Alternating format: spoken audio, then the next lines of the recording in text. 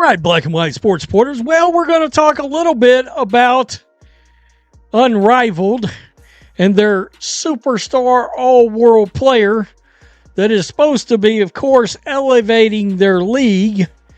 And, of course, this player has not elevated their league at all.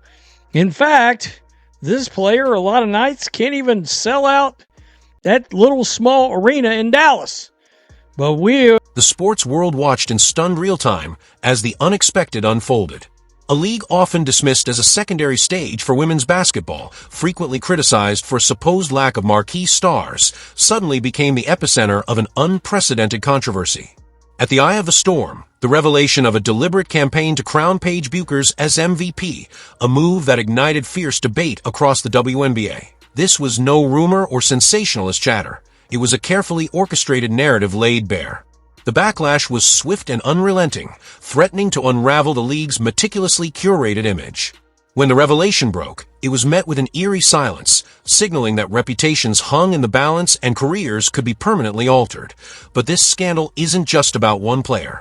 It strikes at the core of the league itself, casting a harsh light on questions of credibility, integrity, and the very identity of the WNBA. And Caitlin Clark, okay. And, of course, that's why we're here. Sift through the BS, tell you the truth. And, of course, I'm talking about a member of the Yukon Mafia, Paige Bueckers, somebody that checks in boxes. All right? That fulfills the agenda that the WNBA wants out of their kind of fans. Yeah, maybe more so of that the WNBA's fellow players and many of their coaches and leadership, like general managers throughout the league, actually want their players. This was no ordinary critique. It was a searing indictment of the WNBA's very engine. Critics argue that a hidden agenda runs deep within the league, suggesting that players like Paige Bueckers are elevated not purely for their performance, but because they fit a carefully curated profile favored by league executives, influential coaches, and even peers. According to these detractors, the controversy isn't about talent alone. It reflects a deliberate image-building strategy, a selective promotion process that casts serious doubt on the integrity of player accolades. The implication is clear. For certain stars, the road to recognition may already be paved long before the season even begins. And I'm talking about one Paige Bueckers. Now, it's funny. It was my understanding she was going to dominate this league. I'm talking about Unrivaled, right? Second-rate women's basketball that has basically no real stars playing in it whatsoever. Outside of, Kelsey Mitchell's a star, okay. But I'm talking about your upper echelon. There's no Caitlin Clarks. There's no Asia Wilsons. There's no Sabrina Ionescu's. Angel Reese, nowhere to be seen in the league this year, by the way. Paige Bueckers, frequently labeled the face of the so-called Yukon Mafia, now finds herself at the eye of these allegations. Insiders suggest her meteoric rise isn't driven solely by raw talent or grassroots acclaim, but by a meticulously orchestrated push from powerful figures within the league. In this light, she is depicted not just as an exceptional athlete, but as a carefully positioned symbol, a centerpiece of a narrative the WNBA seems determined to advance. This framing has only deepened skepticism about the authenticity of her ascent, raising pointed questions about the league's dedication to impartiality. Within this storyline, her success reads less like a natural convergence of skill and opportunity, and more like a strategic, premeditated choice. Angel Reese, nowhere to be seen in the league this year, by the way. Boy, I think that's an indictment on the league, too. Angel literally said, not worth my time. And you may be like, Rose, did she literally say that? Well, yeah, because she didn't show up. She chose not to play.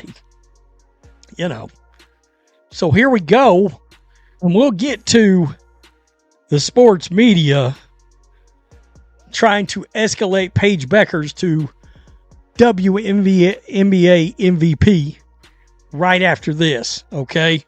We will get to that, but I wanted to... The controversy erupted in full force when Ben Pickman of The Athletic publicly projected Paige Bueckers as the WNBA's 2026 MVP. What might have been dismissed as a bold prediction instead exploded into a scandal, transforming a speculative opinion into a lightning rod for debate. To many observers, declaring an MVP years before any sustained league-defining performance felt less like informed analysis and more like calculated narrative shaping that it came across as a premature coronation, an effort to guide public perception toward a predetermined outcome.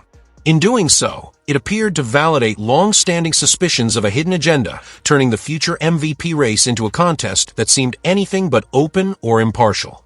Get to the sports media trying to escalate Paige Bueckers to WNBA MVP right after this, okay? We will get to that, but I wanted to set this up by telling you just how much she's really leading the wins in Unrivaled. Paige Bueckers got off to a strong start to Unrivaled league action as her expansion team, Breeze, started 2-0 with some impressive wins before they lost to defending Unrivaled champion Rose, BC. They had a chance to bounce back Saturday night against the Vinyl, BC. At the heart of this explosive debate is the inevitable comparison to Caitlin Clark. Critics contend that the most provocative aspect of the MVP campaign for Paige Bueckers lies in what it implies, a deliberate preference that positions her above Clark. Many see it as a concerted effort by certain corners of the sports media to elevate Bueckers while subtly, yet forcefully, pushing Clark to the sidelines. Despite Clark's record-breaking performances and unprecedented popularity, this moment transcends a simple rivalry. It has become a battle over public perception, shaped behind the scenes rather than determined solely on the court. The clash between competing narratives is undeniable, and the tension shows no sign of easing. The sports media should just come out and say, we hate Caitlin Clark. Just come out and say it. That you can't stand Caitlin Clark. That's so wild.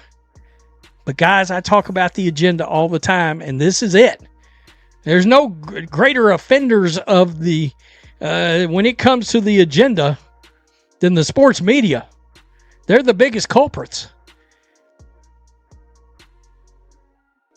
Paige Bueckers is going into her second WNBA season fresh off of winning the Rookie of the Year honors. However, Paige Bueckers might be going for more lucrative hardware. The backlash reached a fever pitch with a blunt, unfiltered charge. Major sports media outlets like ESPN and The Athletic should simply admit, we hate Caitlin Clark. This wasn't hyperbole. It reflected a deep, simmering frustration among fans convinced that bias has become overt, almost personal. The claim cuts through any remaining pretense of neutrality, exposing what many see as a coordinated effort to diminish Clark's undeniable influence on the game. At this point, subtlety is gone, restraint has evaporated, and the confrontation is fully exposed for all to see. But for now, I'll take Paige Bueckers. Unbelievable. Unbelievable. He goes on to just, talk up Bueckers.